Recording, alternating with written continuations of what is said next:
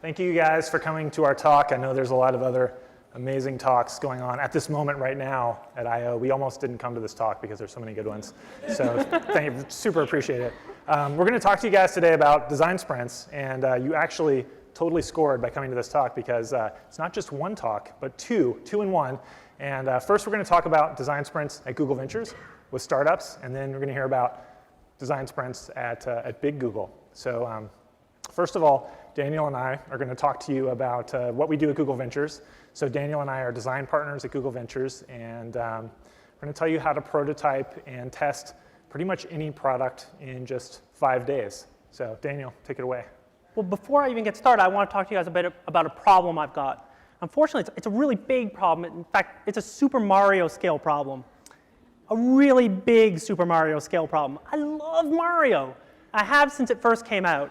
And so you can imagine, this is going to date me a little bit, but I was super excited when they announced the DS and announced that they were making the new Super Mario Brothers, where you could become giant Mario. And so at the time, I was living in Eastern Canada, way off on the edge of the continent, in a little place called Prince Edward Island, where I grew up. And I didn't have a whole lot of disposable income at the time, but it was just after Christmas, and I'd gotten some cash gifts from some family. And I was thinking, oh, you know what, I could totally get one of those things, and it would be awesome. I already had a little sneaking suspicion that I had maybe a bit of an addiction problem with Mario, but I decided, you know what, screw it. I'm going to go get one anyway. And so I drove up to this place called the Future Shop in Charlottetown. I swear to God, it's called the Future Shop. It's like Best Buy. And it was no less inviting in January then as this photo, which I grabbed off Google Maps, is now. This is the actual shop, a real photo of it. And so I went in there and I threw down my hard-earned money. And it was awesome. It was just everything I had imagined it would be. So I played it, and I played it a lot. I played it every single day for about 3 months straight. I beat every single level, and then I beat every single level plus the secret levels, and then every single level plus the secret levels with all the coins on every level. And then on the DS, you could have 3 different lives per game, and so I beat it once, I beat it again, and then I beat it again even faster. And it was at the end of March, and I was just about to reset the device so I could do it 3 more times. And I was like, oh, fuck this. And I put it in a box, and I mailed it off to my sister in Los Angeles, and I never saw the damn thing again. But unfortunately, I was out about $170 that I didn't really have to burn, and 3 months of my life. Like, I swear to God, I played hours of this game. Well, to throw into sharp contrast what an idiot Daniel is, I want to tell you a story of my own, and this also involves Nintendo. This is from a simpler time. So if you remember when Nintendo looked like this, raise your hand if you remember. Oh, okay, awesome. All right, great. I'm glad that some of you are also old. So my story takes place in the year 1986, and it's actually a story about my wife, who was 9 years old in 1986, as was I, although I didn't know her at the time.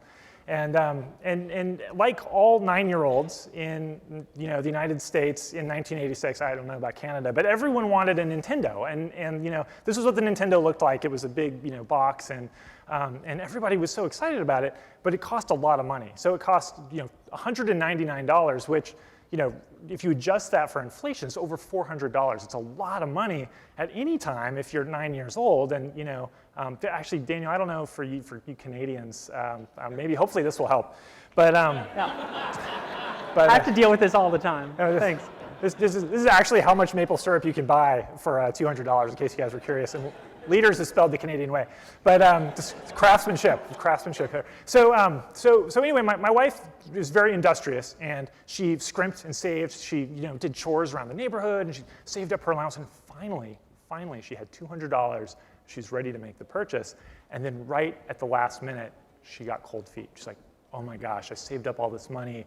I don't know if I should do this. I'm only 9 years old. Like, I don't know if she thought that, but she was like, she wasn't sure. And so she made this really unusual arrangement that for $4, she would rent a Nintendo from her neighbor, and she'd have it all day Saturday, all day Sunday. She could play it as much as she wanted. All the games, the laser gun, everything. And I think that what my wife envisioned was something like this. So this is some, a photo from Nintendo on the box at the time, and this is kind of like captures the scene of excitement that everyone had about Nintendo. If you look closely at these brothers, you'll notice that they don't even seem to notice Super Mario Brothers is actually a one-player game. But but that's what it was like. I mean, it was so great. And so she pictured this, and she pictured the family gathered and everybody, watching her play. And then the reality was more like this. And this is not a photo. This is an artist's interpretation that my wife was really excited about when she saw it. But this is what it was like. She's up till 3, 4 a.m. Eyes bloodshot, barely sleeping, playing Nintendo the entire time. And by the end of the weekend, when she gave the Nintendo back, she realized, I cannot handle owning a Nintendo. And she came to this realization after just $4 and 48 hours of her time. This idea of renting before you buy, we think also applies to product development, and that's the essence of what we're going to talk to you about today. So the way that we typically see design and development done at startups is that you come up with an idea, a hypothesis, something that might be really great for your product, and then you build the lightest weight version of it that you can, a simple V1, you really boil it down, launch it into the wild, measure the results, learn from those results, and then iterate around the circle. Also, from our experience, is actually not a great way to operate as a startup. And what really happens in the real world is you frequently are starting with a bad idea. And that's fine. I mean, that's the whole point of a hypothesis, is something you're not sure of that you want to test. But then you spend a lot of time actually building out that idea, and this invariably takes much longer than you think it will. You've now invested the time, and so you feel like there's no going back. Oh, we better launch this thing and see what happens. And where you're expecting to have really nice statistics and learn whether or not something works, it's usually much muddier than you hope it will be. And what's that quote? There's lies, damn lies in statistics. And then when you're supposed to be iterating again, you actually just move on to the next shiny idea. And your product's out in the wild, and it's gumming up the works. You've got all this code now in your code base that you no longer want. It's really hard to go back at that point. So what we're trying to do at Google Ventures is we're trying to shortcut that process. Over the course of a week, we ideate and flesh out an idea, we prototype it, and then we test it. And we call that a 5-day design sprint. I want to tell you just a super fast bit more about Google Ventures, in case you're not familiar with it. You probably have heard of Google. If you haven't, you should totally check it out. It's a great search engine. But Google Ventures is actually a small, separate company, so about 50, 60 employees. And basically what happens is Google gives us money, and we, in turn, invest it in startups. So we've invested in 250 startups so far. And as design partners, Daniel and I and the other 3 design partners on the team, it's our job to help those companies make the best products possible so they'll be successful. And we've done this with countless different companies, but the story that I want to tell you about today is it's actually about a coffee company. So Blue Bottle Coffee, I'm not sure how many of you have heard of it. Somebody, yeah. So actually a coffee company, not just a clever name for a startup. But if you're not familiar, they have a number of shops here in San Francisco, a bunch in New York City. And if you were to go to the Ferry Building, which is not far from here, if you're from out of town, you should totally check it out. There's a bunch of shops inside the Ferry Building for tourists and commuters, and there's one in particular that always has a long line kind of going down the hallway, and it's not the store that sells only mushrooms.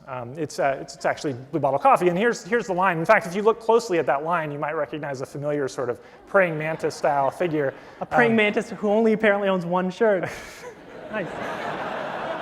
All right, well, that's my favorite shirt. Looks good. It looks good. So anyway, as I was saying before I was so rudely interrupted, it's a fantastic cafe, and they have this beautiful interior design. It's wonderfully, friendly, knowledgeable baristas, and great coffee. Their shops are very successful. It's a successful business, but they had a problem, and it was with their web store. They felt like it could be a bigger part of their business, and it wasn't living up to what they wanted. So after we invested in them, they came to our design team and said, could you help us out with this? So we decided to do a design sprint. And the first thing that we do in a design sprint is to manufacture a deadline. One reason why people like to ship early and ship often is because shipping creates a deadline. It helps us get things done. I don't know about you guys, but I'm kind of a natural procrastinator. And the deadline that we create in our sprints is also external facing, but we do it with user studies. So on Monday, the first day of the sprint, we'll schedule 5 customers outside to come in and interview, and they're going to look at a prototype that we haven't designed yet. So right away, we're like, oh my gosh, the fuse is lit, like we have to get something done. Another key for us on the first day is getting all the right people in the room for the sprint. And there are more right people at most companies than you'd think. it makes sense to have the people who are going to be working on the product and building it and designing it. But we've also found it's critical to have the founder, the decision makers, the people who really understand on the ground how the product works and how customers are interacting with it. We all need to work together because in this case, understanding how you sell coffee beans online, it's actually not straightforward. I didn't know how to do it heading into the sprint. And so another thing that we do on day one is to look at things out in the world and see if we can find interesting patterns. So we look at a bunch of successful coffee websites, and we saw this pattern right away that coffee is organized quite commonly by region. So you can see it here, Latin America, Africa. Here it is again, Africa, the Americas. Again here. This is a menu at Starbucks. Starbucks obviously knows a thing or two about marketing. You can see Guatemalan coffee, Colombian. And actually, would you guys raise your hand if you know the difference between Guatemalan and Colombian coffee? Does anyone here know the difference? Oh, cool. Okay, so a couple of you do know, which is it's awesome. But the rest of you should not feel bad because as it turns out, normal humans don't get this. I mean, most of the people in this room didn't understand. Yeah. Heck, we even had a guy who came in for one of the user studies who told us that he roasted his own beans at home. So he's buying green beans, he's roasting them himself, and then brewing his own coffee. And even he sheepishly admitted when we asked him, he's like, when I go to a cafe, I never know really what the difference is. We're like, dude, you roast your own beans. If you don't know, nobody knows, and don't feel bad. So this is a big challenge for us. How should we organize the beans and help people decide what to have shipped to their home if people don't understand the regions? We asked Blue Bottle because they really wanted to take the in-store experience and kind of bring it to the web. We said, well, how do you guys do this in the store? If somebody comes in and they're looking at all these brown paper bags and they want to buy some beans, how do you guide them through that decision? And they said, oh, well, when somebody asks for a suggestion, we turn around and say, how do you make your coffee at home? Because whether you make it in a French press or a Chemex or a drip machine, that's going to help us recommend a great roast for you. And I remember when they said that, I was looking at Daniel and his eyes got big, and it was as if this beam of inspiration shone in from outside. Just like that. Exactly. It was just like that. This is a photograph, so you know that it's exactly how it happened. And that kind of insight actually only comes to us because we have the whole team together. We have people who understand every part of the product, and that turns out to be true across all kinds of companies. So on the second day, we've got a bunch of insights from day one. We want to come up with a bunch of different solutions to kind of compete with each other, so we don't just take one idea and run with it off the bat.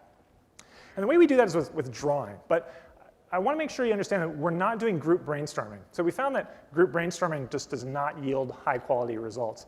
Instead, what we want are individuals spending a long time, so an hour, 2 hours, sketching very detailed, very well thought through, and very divergent opposing solutions. By the end of the day, we've got 10, 12 different designs that are all very detailed, and they compete with each other. They can help us pick from a number of different options. Choice, though, is not so easy. And if any of you know, you may have been in meetings like this where you're kind of discussing things and intellectualizing and try to imagine which solution will work best in the real world. And we want to get some wisdom from everybody, but we also don't want design by committee. And the way that we kind of hack the decision-making process is something we call weighted voting. So first of all, we'll give everybody as many as they want of these little blue stickers. And you put the stickers by the parts of ideas that you like. So very quickly, we get a heat map on all these drawings of the parts of the ideas that work best. Next, we talk to the company about how they make decisions. In this case, James, the founder, Katie, the COO, they're the ones who really need to make the call on which prototype we build, on which design goes forward. So we give them a number of these very big red dots, and they have a limited quantity.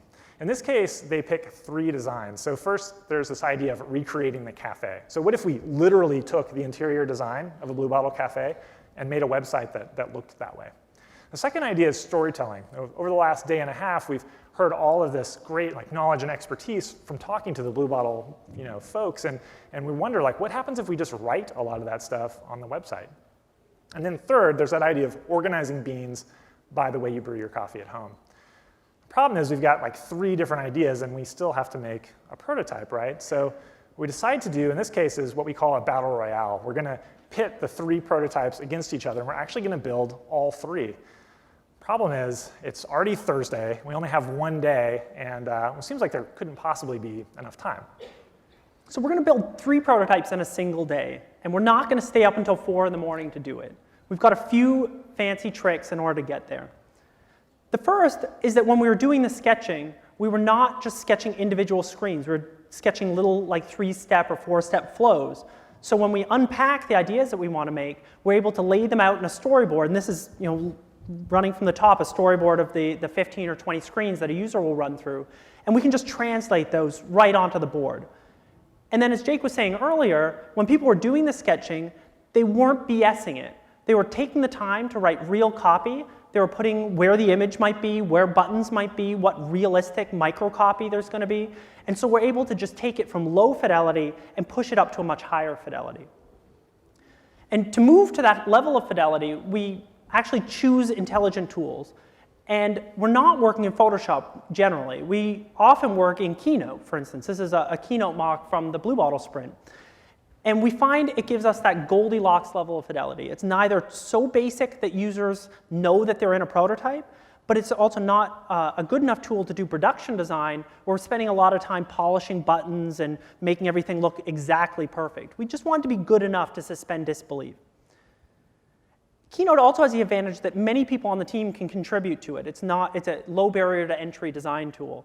And then we use things like Keynotopia, which is a little toolkit that you can buy for Keynote to drag and drop form elements into the mocks. So we're not redoing things from scratch every time. It helps us move really, really fast. So in the end, we've taken these 3 different ideas and stitched together 15 to 20-step prototypes of each one of them. We've got this one under the brand Telescope Coffee that is exploring the storytelling, Linen Alley Coffee, which is doing this kind of skeuomorphic version of the store, and Potty Shed Coffee, which is doing the filtering interface for choosing coffees. So it's Friday, and all week long this fuse has been shortening. Now the bomb's going to go off. This is an amazing drawing that I did in Keynote of an explosion. But it's time for us to find out which prototype is going to succeed. So we're doing the research. And I want to talk for just 1 second about research, because a lot of companies, both small and large, are reluctant to do user research. And one big barrier is that people feel like it's going to be really hard and complicated. Like people think, I need to have like a behavioral psychologist on our team to run the interviews, and we need a special room with like a one-way mirror and like a laser eye tracker. And the reality is you really don't need much. This is our very fancy setup. It's a laptop, and on the laptop we're running Keynote full screen. We've pasted a browser bar on the slide so it looks like you're running a browser. And there's a webcam, and using GoToMeeting or Apple TV will project into another room so that the rest of the team can watch while one person from our team conducts the interview with these customers who we've recruited. So we do 5 one-on-one interviews. In each interview, we're showing the customers the 3 prototypes. We're showing them the existing Blue Bottle website, so we get kind of a baseline. And what's great about this is we get really good, really deep data from just those 5 users. We'll hear a lot about why things work or don't work. We'll get a sense from watching people react about whether they understand parts of the designs. So the results of our battle royale are clear at the end of Friday. And this idea of recreating the cafe totally bombed, which was disappointing to me personally because it's the design I worked on. But it's actually really good news if you're Blue Bottle, because they didn't have to build and launch and then wait to get those results from the wild. And you remember that this was an idea that we really liked before we tested it. So it's great. We dodged a bullet. And it turns out that both this idea of storytelling and the idea of sorting by how you brew at home were very successful. And that's also kind of cool because both of those ideas were a bit risky. Putting a lot of text on a website isn't what you suspect will normally work, and nobody else was organizing coffee in that way. So if they just had one shot at it, they might not have taken those risks. Now they have the confidence that these ideas worked, and they went ahead and did the ship early, ship often thing. So they designed the full site, and here's what it looks like in the wild today. So you can see you organize the coffee by how you brew at home. And you might recognize this from the sketches. A lot of that copy is still there. You see this really long block of text, and conventional wisdom, don't put a lot of copy on the web. People aren't going to read it. Turns out we know that it builds confidence that these guys are legit and they know a lot about their coffee. They launched this website, and it did quite well. So they doubled the time spent on site, and in turn, they doubled their sales growth, which is great. It's exactly what they were hoping for from this part of their business. But you may be thinking, like, this is just a website. So we've done these types of sprints with many different companies. Part of the reason we chose Blue Bottle is because it's a pretty simple story to tell. but it's also a pretty simple app when you look at it. Everybody's designed an e-commerce site before. We've done lots and lots of mobile prototypes as well. This is an example from a sprint we did with a company called Cluster. So you can see we're using a similar method to sketch it out, similar ideation. Here we're designing in Keynote, piecing it all together, and then we're dragging it into an app called Flinto, which is an excellent mobile prototyping tool, which means that we can get it onto device. And we've developed 2 comps here in a single day. As you can see, they look and feel a lot like a real mobile app, even though they're just static images stitched together. They've got buttons and transitions. The title bar stays still. It's good enough to suspend disbelief so we can get really, really valuable feedback from the users. And the second brand, same kind of idea, all put together in a single day. And the setup is really similar for user studies, too. Just a document camera over top of the device, and we have the person actually interacting on a phone. We've done iPad prototypes. This is a company called FitStar that does a mobile fitness app. And here we were actually prototyping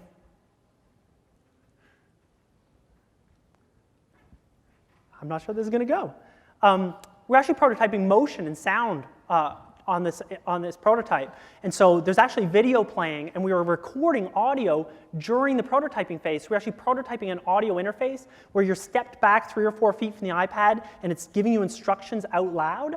And that was a really interesting study that we did. See if we can get to the next slide here. Maybe if I press it harder, or... It's pretty exciting. I'm going to go try to physically press the button. All right. I don't know, my technique might be off. Oh, man. Guys, just talk amongst yourselves for a moment here. I'm sure we'll be ready to go in no time. Oh, boy. Jake's the funny one. Thank you. So a skeleton walks into a bar and here we go, says, Jake. It's moving. I'd like a beer and a geez. mop. Thank you. Thank you for laughing at that joke. So as you can see, a bunch of video and audio as well. And then the examples I just gave you, everything I've shown you thus far has all been consumer stuff. And so it's easy to recruit users for consumer things because they're similar to us, and there's lots of people all over the world who fit that demographic. But we've actually done work with many different startups in many different areas. We've recruited people for like geneticists and oncologists, woodworkers, truckers even for one of the studies that we did, and 80 other companies across a wide variety of industries, everything from small startups to big enterprises. So, we're investing in these companies and we want them to be successful. We think this is an excellent process for them to use to build confidence quickly. And if you guys are interested in running a sprint like this, there's kind of 3 key ideas that I think you ought to remember. One of them is creating time pressure. It turns out that you can manufacture a deadline in a lot of ways. The second is getting into a prototype mindset, and we try to figure out how to build something high fidelity as quickly as possible rather than building something real, just kind of creating a veneer of reality. And finally, getting in this mode of doing quick research, which really doesn't have to be very complicated. We hear this phrase a lot around Silicon Valley, and I don't think it's necessarily like a bad idea, but we just want to edit it a little bit. Because what everybody really ought to be doing is learning early and learning often. And when you do it that way, you find that you can really build great products with a lot more confidence. Or as my wife would say, rent before you buy. If you guys are interested in running sprints, we've written a series of blog posts about how to run your own sprint, everything from the kind of pins you should buy to all the way through to how to run the research. If you go to gv.com/designsprint, you'll find the whole series. We've heard from a lot of people who never actually talked to us and successfully run sprints using that DIY guide. And thank you very much. That is the end of the first talk. Now, you may have one lingering question about design sprints, which is like, if I work at a big company, like this is great at a startup, but how do I make this work? And I actually created the design sprint process when I worked at Google, and I run a bunch of different sprints with a bunch of teams across Google, but I wasn't sure if it could really stick in a large organization, which Google is. Nadya Direkova is a staff designer and design evangelist at Google, and she's taken the design process, made some hacks to it, made some hacks to Google's culture, and been able to do over 80 sprints on some really awesome products. I'm very excited to introduce you to Nadya, and she's going to tell you how it's done at Google. So without further ado, here's Nadya. Thank you.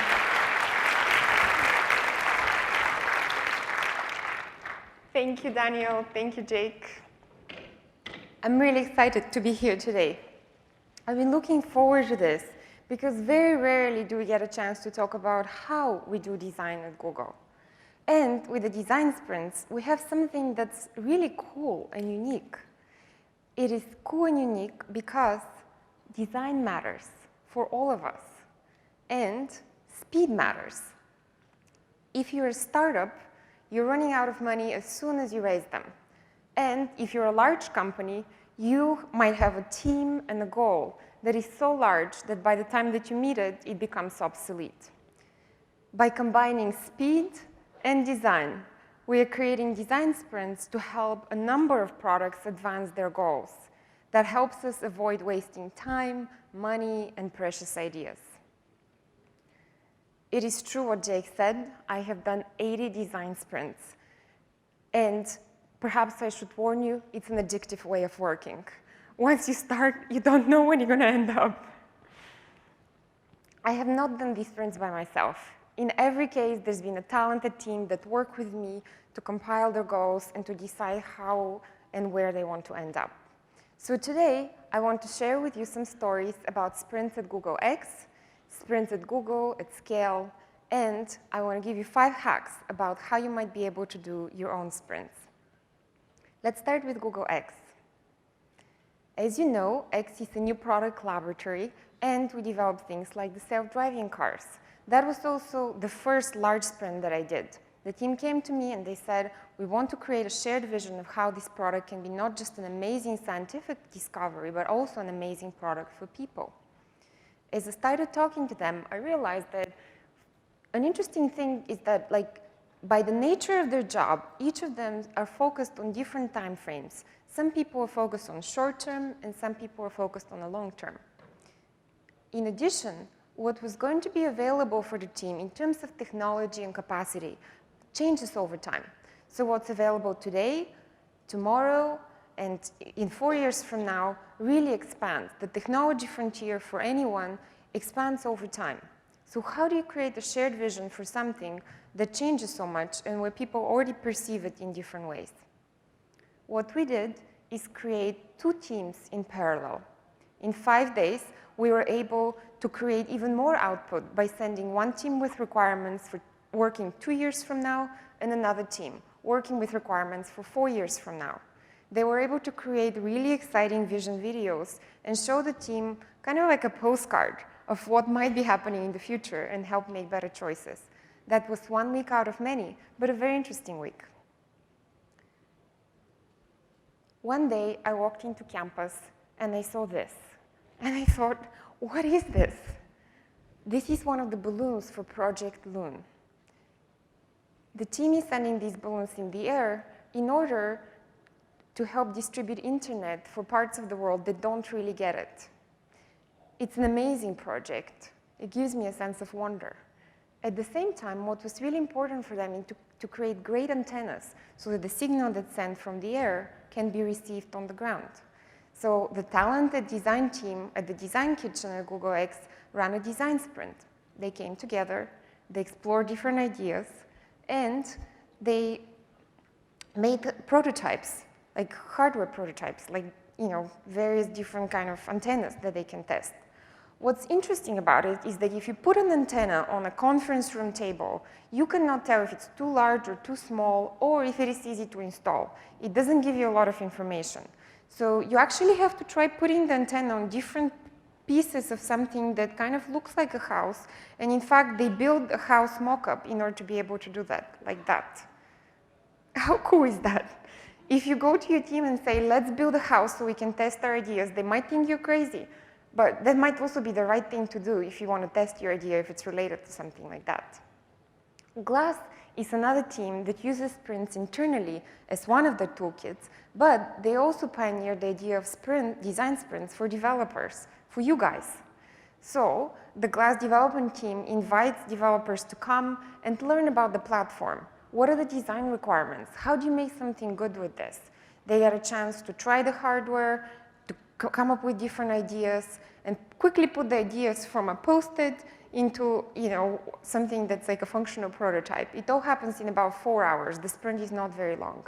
And they load up the ideas, and now they can see what they've made, and they can get feedback too. Quick learning, exciting experience. So you see that this works pretty cool for a product lab like Google X.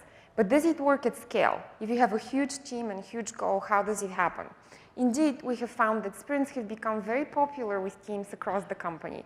It's become one of the ways in which the teams work, from Google Fiber to Hangouts. In fact, if you have used Hangouts to call your mom, please thank Jake over here. The guy created the idea of design sprints at Google, working with his team, and he used the sprint to create an early version of what became Hangouts as a product. The team that's working on Hangouts is also using design sprints to redesign and launch new UIs. So if that's not a design feat, I don't know what is. The sprints have helped us work with teams of 4 people and up to teams of 175. I'm not kidding. We literally had that many sprinters in a recent sprint 1 month ago. I want to share the video with you that gives you a sense of what it's like to be a part of this large sprint, where teams are running in parallel in order to meet goals in a very shortened time frame.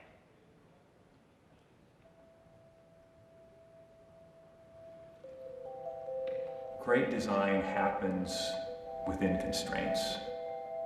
And those constraints are good because it helps narrow your focus. There's something about pressure and, in many cases, conflict that creates good things. So in our context, a sprint is a very focused, intense period where we have a team of people coming together from different disciplines and focusing on solving a specific design problem. Too often, there's a process where one group works on something and then they hand it to the next group, and then that group hands it to the next group, and something gets lost in translation. So this is a mechanism where we can all get together on the same page, and you get much more tangible results much more quickly. The ability to kind of leapfrog the traditional design process is incredible. I think a lot of people's idea of creativity is you have this freedom, leaning back in their chair and just imagining things, and it's really not like that at all. Watching what was going on yesterday, there was a lot of arguing, there was a lot of dissatisfaction, and they had to figure their way through that.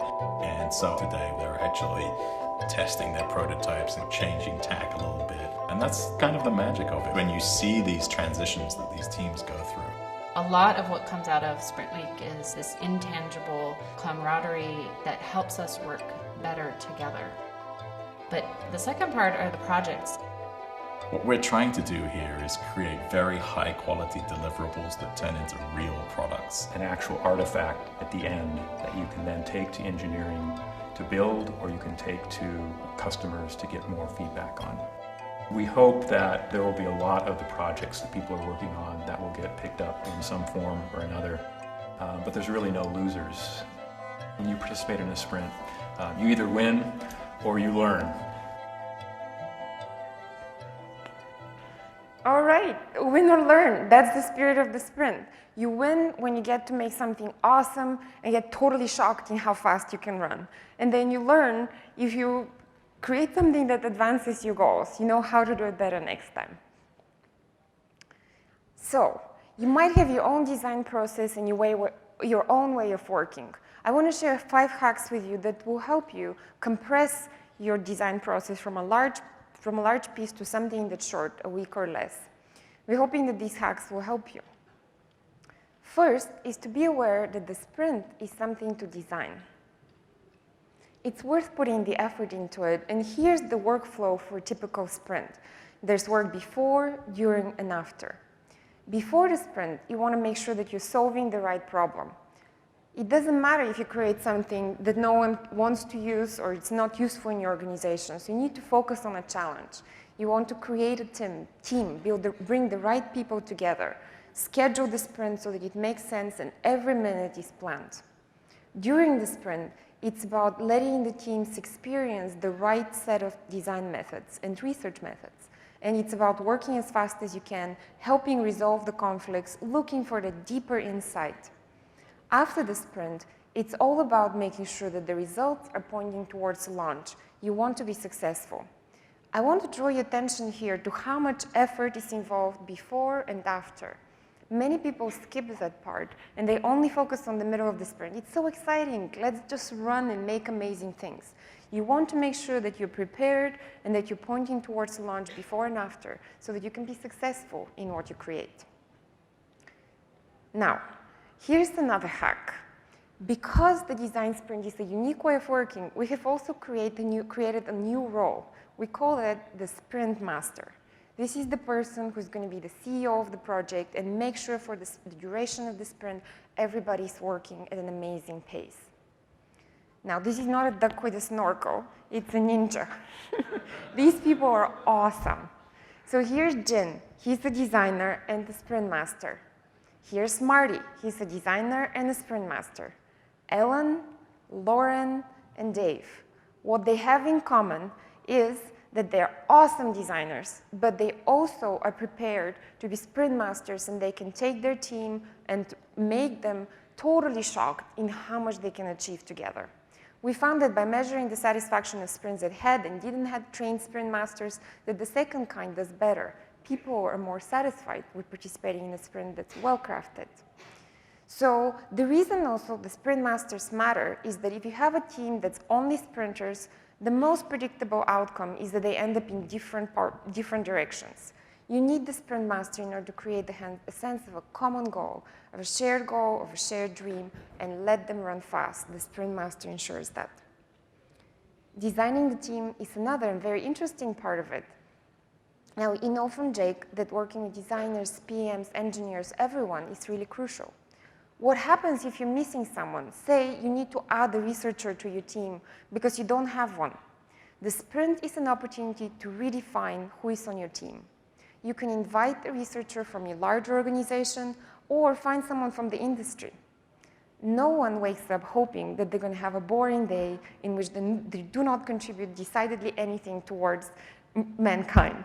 So when you invite someone to a sprint, they have a chance to do something cool, and generally people say yes. I've been surprised on how many people I've been able to invite and enrich the team. Another hack is about accountability. I put these brackets here because I call these accountability brackets. It's about starting and ending something. Just like in software, you don't start and forget to end something because it doesn't compile if you don't have the right braces. These accountability brackets help remind us about what to do at the beginning and at the end. No matter what your design process is, we recommend that you start and end with user research. At the beginning, you want to open the bracket and talk to users, learn about their needs. It is always amazing, the sense of empathy and discovery that you can get from that. Like the time Daniel kind of got this shining light over him because he observed what people are like when they go to the store to buy coffee. And you want to end with user research. You just created something, you finished, closed Photoshop or you've closed your prototype encoding, and now you can bring that to people and ask, is that meeting your goals? There's always interesting things to learn. The other hack around accountability is how to optimize the executive time. Now, we saw that at Google Ventures, the executives are often a part of the entire experience. What happens if your executives are not available or not available for the whole time? You can invite people and your executives to visit you at the beginning of the sprint. You can interview them for about 20 minutes and learn about their goals so that your team can be aligned with where they want to go. As a bonus, you can bring them in the middle to get a check-in. Are we going the right way? And then afterwards, you want to make sure that resources are committed so that your sprint is going and continuing way beyond the week that you created it for. Now, if you're a designer, it might feel intimidating to go to an executive and invite them to a sprint. I understand. But think about it from the executive's perspective. They don't wake up in the morning hoping to have a boring day. By going to a sprint, even in 20 minutes, they get a chance to participate in something special, energizing, impactful. So it might be worth it for them too. So starting and ending with someone's time, someone who will be approving your work is very important. So with that, we learned about stories and sprints from Google X, across Google, and we learned some hacks. That's great, but something's missing here, I promise. There's something that you haven't heard yet. You cannot learn about design by listening to me. Talking and thinking about it is only so helpful. I would like to invite you to some sprints. I'm so glad you're excited. Tomorrow at 9 o'clock, there will be a sprint with glassware. The glass team is putting a sprint for you guys. And at 11, the legendary team at Google Ventures will be running a sprint for you guys as well. These will not be 5 days experiences, I promise. There will be 2 hours in which you have a chance to learn about the basics of the methodology and to test and learn something quickly. Later this summer, we would like to welcome you to additional sprints for glassware, material design that got announced today, and for Android Wear.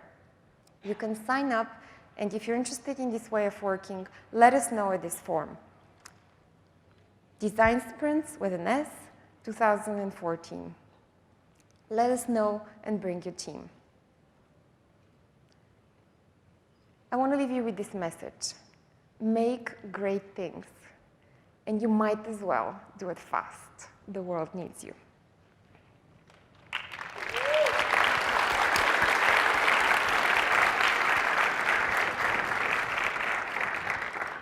Okay. Do we have time for? Let's check. Well, we do. We have 4 minutes. We have time 4 minutes for your questions. Fast questions. Yeah. Take it. Right there. Yeah, first hand up. There's 2 mics here and here, so you can line up and give us your questions. Oh, sorry. Or just yell it out and I'll repeat it. How do you go about selecting users for your user testing at the end of the sprint? Great question. So how do we go about selecting users for our studies at the end of the sprint? The method that we use at Google Ventures is actually mostly Craigslist. We'll post an ad on Craigslist. We'll get 200, 250 responses in a major city. And what's really important is that we have a screener survey. So we'll use a Google survey to ask them to answer a bunch of questions that doesn't reveal exactly what we're looking for, and then we get a spreadsheet we can go through. The way you structure that survey, the way you write that ad is really important so that you don't get, you want quality customers who match exactly what you're looking for. And there's some posts on there. If you follow that same link, gv.com/designsprint, you can find your way to some posts about how to do that. For some customers, just add one more thing. You need to, if you need a certain kind of expert user, we'll usually rely on the company to use their connections. Okay, my question would be, what are the general questions that you will be asking the users on the interview session after you have the, prototype? I mean, you must have a template of questions to validate your design, right, to the users. What are those templates and general questions? Thanks. The best source for those questions is also gv.com/designsprint, but to give you a little tantalizing hint of what it's like, the key is actually to structure the interview guide right to the prototype. So you want to get people reacting rather than giving you feedback. You want them to be moving through the prototype as though it was real. And the best way to do that is, it's actually a little nuanced. So I totally direct you to check out the blog post for all the detail about writing those questions. Cool. You guys spoke about 2 pretty different scenarios. You spoke about sprinting as individuals, whereas you talked about bigger groups and sort of teams that sprint. My question is, when you have groups that sprint together, do you interfere at all with the dynamics of that group? Because sometimes you have really strong voices and really shy voices and stuff like that. Do you at all interfere with the dynamics of the group, or do you just kind of let it happen? The question is whether in a large group sprint you interfere or not. That's the role of the sprint master. I don't call it interference, I call it leading. We also want, when there's a dynamic about how decisions are made in the company, we want to understand it and expose it. We want to ask them how it works and make sure that the way we make decisions mirrors that so that we don't create a false sense of collegiality. And a lot of the decision-making stuff Jake was showing were the stickers. We're not standing around arguing with each other because then the person with the loudest voice can win. We're stopping doing a lot of individual thinking and then voting individually. So people are much more independent of each other and not susceptible to so much groupthink. Hi. Yes.